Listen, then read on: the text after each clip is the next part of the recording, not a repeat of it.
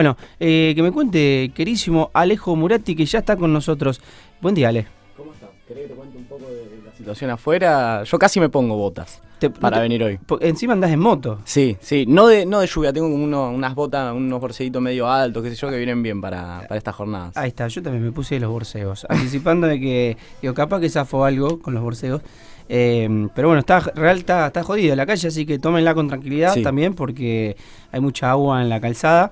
Y bueno, las veredas están rotas, bueno, toda la historieta que ya sabemos de la lluvia cuando cae fuerte. A manejar despacito, paciencia, que se te empaña el vidrio también del auto cuando hay lluvia. O el casco. O el casco, es su efecto el casco. Bueno, Alejo Muratti de CESO con nosotros para hablar un poco de economía y para arrancar, preguntarte con algo que se conoció hace muy poquito, que es el último dato de inflación, 3,5.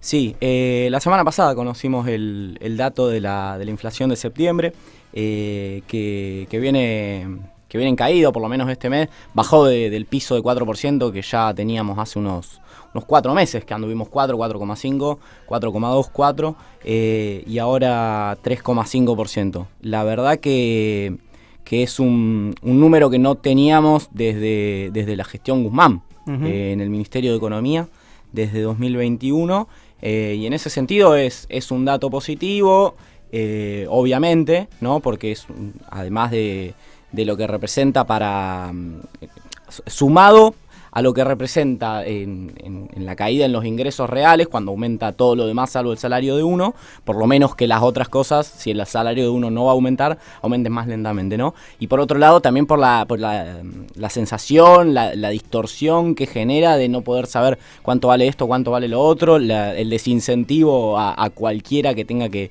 invertir o renovar, digamos, genera muchas complicaciones. Ese es el dato positivo, de alguna manera, para el gobierno, para toda la sociedad, que bueno, la idea era un poco que charlemos qué hay adentro de ese número y qué viene sustentando esa caída, que como decíamos, desde el 25,5% de inflación de diciembre hasta hoy es... lógicamente, el sacudón de la devaluación que generó el 25% en diciembre hasta hoy es una caída abrupta, porque se venía espiralizando desde los últimos meses de la gestión de Massa en el Ministerio de Economía a la devaluación de diciembre y enero, que también dio muy alta. Pero bueno, vamos a ver si de alguna manera eso puede seguir disminuyendo o si hay alguna inercia que la va a mantener.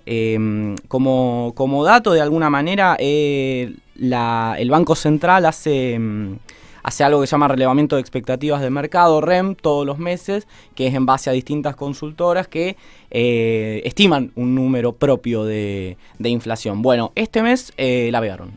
El mes anterior no la venían pegando, digamos. La pegaron con el 3,5. Con el 3,5 la pegaron. Que habían dado 3,5 para el mes anterior y recordemos que había sido del 4,2, un tanto por encima. Pero bueno, para este mes pronosticaron 3,5% y acertaron. Y para el mes siguiente estiman 3,4 de inflación, o sea, un tanto menos que ya algunas consultoras privadas, lógicamente, que van midiendo semana a semana la inflación, también están viendo que puede ser correcto este número. Dentro del 3,5, también decir que esto, si vos lo llevás para ubicarnos, digamos, anualmente, ¿qué puede significar un 3,5% de inflación? Bueno, alrededor de un 50% anual, si vos la llevás a los 12 meses del año, que es un poco menos, para poner en contexto, que la que dejó Mauricio Macri, ¿no? Que la alta, en su momento, la percepción de alta inflación que dejó Mauricio Macri. Interanualmente, o sea, medida con respecto a septiembre del año anterior, hay una disminución muy fuerte con respecto a, si vos medís, agosto del año anterior. Ya desde mayo viene esa disminución, porque el año pasado, a esta altura del año, lo que teníamos era la espiralización producto, de la devaluación pedida por el Fondo Monetario Internacional y realizada por la gestión de Massa. Justamente. Exactamente, por la victoria de Javier Milei justamente en las primarias. Sí. Entonces, todo eso fueron fueron detonantes, que si se miden estas últimas más bajas contra esas del año pasado, bueno, viene en franco descenso interanual la inflación del 236 que había del mes anterior, de agosto, digamos agosto contra agosto, hasta 209 en septiembre, una disminución muy fuerte. Bueno, para un poco pensar, porque uno suele decir, bueno, pero a mí quizás los rubros en los cuales yo consumo, los que necesito para vivir, y otros que no, pero los consumo igual, no aumentaron eso, aumentaron más, aumentaron menos. Bueno, siempre surgen estas discusiones cuando el número de inflación que uno ve del INDEC o no le gusta o no le parece, o dicen a mí me parece que no. De alguna manera hay cierta estandarización internacional de estos números, hay una renovación de las ponderaciones, de la metodología. La última fue en 2016. Pero sí hay algunas cosas que llaman la atención, que si a uno puede decir, bueno, a mí este número no me representa, por decirlo de alguna manera medio vaga, decir que eso puede estar en parte explicado por dos cosas simultáneas. El rubro que más aumentó en el mes de septiembre fue vivienda, agua, electricidad, celulares e internet. Todo eso está en un rubro, ¿no? Vivienda incluido alquileres ahí adentro. Eso aumentó 7,3%, es decir, varios puntos por encima de la inflación. Y es bastante. Casi el doble sería. Exactamente. Un poco más del doble, sí. Sí, un poco más. Mientras que alimentos, que es un rubro que venía aumentando mucho, por lo menos en las experiencias pasadas, hace un tiempo que está estabilizado, digamos, aumentó 2,3%. Es decir, por debajo, le está tirando para abajo. La inflación esta que medimos, el IPC, el 3,5, es el promedio de todos estos rubros. Uh-huh. Que cada uno tiene una importancia relativa según, bueno, la importancia que justamente nosotros tengamos en el consumo de ese rubro. Ahora bien, ¿a qué voy con esto? Vivienda, agua, electricidad, internet y telefonía representa, según el INDEC, en el gasto de los argentinos, el 16% de su gasto total. Cosa que ahí puede estar un poco la explicación de por qué a uno le parece curioso ese número. Bueno, quizás porque uno de los rubros que más aumentó es uno que no representa quizás lo que en el promedio de la vida de algunas personas realmente. Vos decís el 16% de lo que tendría un ingreso una persona promedio, digamos. Claro, exactamente. Recordemos que esto es un promedio, porque hay personas que cobran y entre alquiler, lo hablábamos en off recién. Exactamente. Entre alquiler y estas cosas se le va la mitad del sueldo. Por eso digo lo del promedio, y esto es lo que vos decías, a lo mejor la sensación de uno cuando la lleva uno es otra, es decir, yo en lo que me muevo yo o me aumentó más, el caso que me aumente menos serían los menos, pero para alguna persona es casi se le va la mitad casi la mitad de los ingresos, sí, exactamente. Sí. Y por lo tanto el consumo, en un contexto en el cual es muy difícil ahorrar, ¿no? Claro. Así que bueno, por ahí un poco esa situación. Después, este número se compone, o se puede descomponer, mejor dicho, de lo que son el componente núcleo, que es la parte más sustancial, el fundamento de la inflación, lo que más representa la dinámica inflacionaria, digamos, que fue del 3,3%, la inflación núcleo un poco por debajo del número. Mientras que los productos estacionales, o sea que varían según la época del año su aumento o disminución de precio, aumentaron 2,9%, y los regulados, es decir, aquellos sobre los que tienen margen de acción el gobierno, servicios, combustibles, 4,5%, es decir, un tanto por encima. Esto viene en consonancia con la idea de ajuste tarifario, digamos, de poner las tarifas a lo que valen, por decirlo de alguna manera, o por decirlo en las palabras de la administración nacional. Es lo que tiró un poco por arriba el número. En resumen, digamos, los servicios en general son los que tiraron para arriba la inflación, aumentaron un 4,6%, y los bienes lo que la tiran para abajo, un 3%. De un poco en eso se explica el número de este mes. Y ahora también decir, o lo que capaz a mí me parece un poco más interesante, más jugoso, digamos, cómo se explica este número en términos de macroeconómicamente, digamos, qué es lo que lo permite en términos positivos y negativos, digamos. Si es un buen número, por decirlo lisa y llanamente.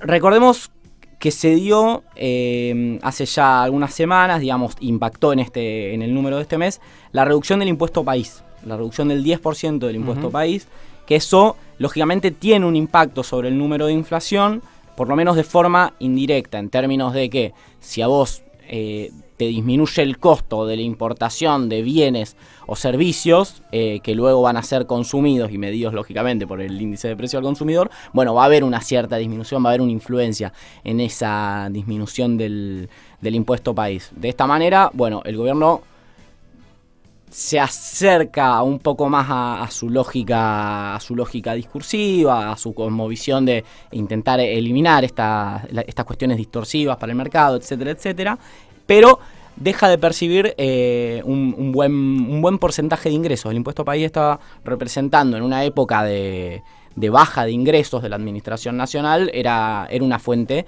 y ahora, bueno, la está disminuyendo y la idea también es eliminarla eventualmente, por lo menos eso es lo que se habla de que podría pasar en diciembre. De esta manera el número o la estrategia inflacionaria, por decirlo de alguna manera, nosotros desde el Centro de Estudios Scalabrini Ortiz lo veníamos manifestando en un informe de coyuntura, como los que hacemos mensualmente, de paso vendo, el informe de coyuntura, ¿no? Sí, sí. Habíamos manifestado que este programa inflacionario se basaba en 4 anclas. Un ancla salarial, un ancla cambiaria, un ancla fiscal y un ancla financiera. Bueno, con respecto al ancla financiera fue toda una discusión de principio de año, la disminución de las tasas de interés, recuerdan. Bueno, el ancla salarial la podemos ver todos, la disminución del salario real desde los inicios de esta administración es muy fuerte, si bien en algunos rubros se viene recuperando en los últimos 2 meses. La comparación contra el principio de año es una baja sin lugar a dudas. Y el componente salarial es uno de los componentes, lógicamente, de la inflación, porque es uno de los costos de cualquier empresario, digamos, de cualquier actor del sector privado que a la hora de vender un producto tenga que poner un precio. Y después, bueno, el ancla fiscal, la reducción muy fuerte del gasto público que viene realizando este gobierno, que en realidad venimos realizando todos, de alguna manera. Y por otro lado, el ancla cambiaria, que esto me parece que está bueno hacer énfasis. El gobierno, desde el inicio, desde la devaluación, la estrategia es pequeñas devaluaciones de 2% mensual, lo que se conoce como un crawling peg de pasivo del 2%, que de alguna manera, como que la idea del gobierno, por decirlo así, es la tendencia a que la inflación converja a ese número. Hoy está un tanto por encima. Hoy es lo que efectivamente está tirando para abajo el número, está forzando para abajo, y es lo que genera ciertas tensiones. Lo digo así porque la devaluación por debajo del número...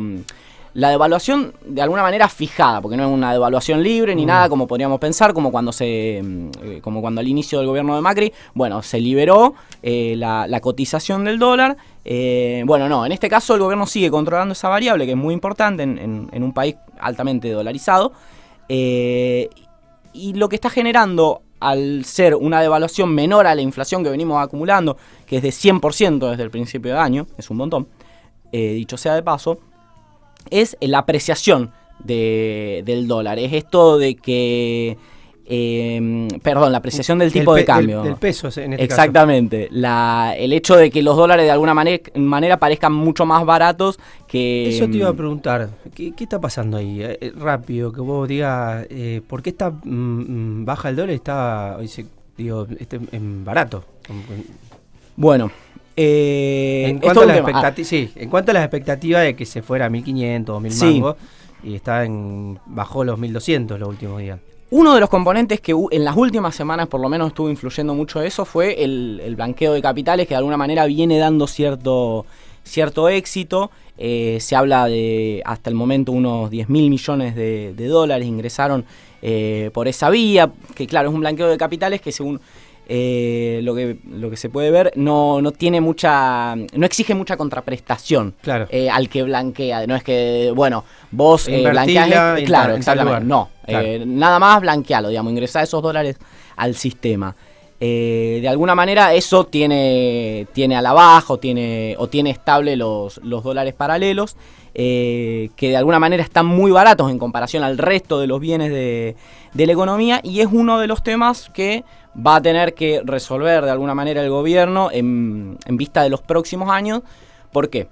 Porque es un dólar muy bajo para que los sectores que aportan dólares a la economía, que a grosso modo es el agro, y los sectores exportadores primarios, cada vez más, me refiero a energía, cada vez más, no es un dólar competitivo para nada para el principal aportador de dólares de la economía. Con lo cual pasa la famosa retención de la cosecha, que el gobierno precisa esos dólares para el funcionamiento normal de la economía, que hoy en realidad lo tiene planchado el funcionamiento normal de la economía, porque la caída en el consumo masivo, dicho sea de paso con este número, que se explica por ese enfriamiento de la economía, también es del 20% interanual en el último mes. Te iba a decir, la baja viene por frenaron todo el consumo, no es que hay mayor oferta de bienes, entonces decís, bueno, competimos libremente los precios y baja. No, para decirlo, es el camino inverso a la inflación por emisión y por exceso de demanda de bienes. Digamos, eso es un poco uno de los factores que más explican. Pero bueno, pasa esto, ¿no? La contradicción entre sustentar este número de inflación en esa estrategia de devaluación menor a la libre, a la de libertad de mercado, podríamos decir. Pero bueno, la contrapartida de que no ingresen esos dólares que son necesarios para el gobierno, para el normal funcionamiento de la economía y para el pago de vencimientos de deuda de los próximos 3 años, que son durante esos 3 años alrededor de 50.000 millones de dólares, que el gobierno lógicamente no los tiene. Son esos vencimientos que se empiezan a dar luego de la reestructuración de Martín Guzmán. Así que bueno, eso es un poco la encrucijada hoy, de que es un número positivo, pero está sustentado en bases complejas. Lo que vos decís, el enfriamiento de la economía, un atraso cambiario fenomenal, así que bueno, vamos a ver cuáles son las medidas para resolver eso en los próximos meses. Alejo Murati, gracias por venir siempre, amigo de la casa. Te agradecemos y bueno, veremos cómo salimos de esta. Pinchado el consumo, yo veo está cada vez peor. Ojalá que se pueda revertir un poquito. El dato es auspicioso, ¿no? Que la inflación puede bajar, pero ¿a costo de qué? También, bueno, ¿no? Y una cosa que me olvidé decir también es, vamos a ver hasta dónde puede bajar, porque hay un componente que el gobierno, no sé si estamos con tiempo, pero una cosita más, digamos, un componente que el gobierno no está atacando porque no cree que sea algo que afecte a la inflación, es lo que nosotros desde el CESO mencionamos como inercia inflacionaria, ¿no? Es la indexación permanente de todos los actores para protegerse de la inflación, ya sea en base a contratos, a alquileres, a contratos financieros, pautas salariales, todo eso está indexado y bueno, genera una alimentación de la inflación a futuro. Alejo, gracias. Nos vemos la próxima. Nos vemos la algunas próxima. Semanas. Nosotros, siendo las 8:33, tenemos algunos mensajitos, Marian, o lo dejamos para después. Un tema, después volvemos con... Dale.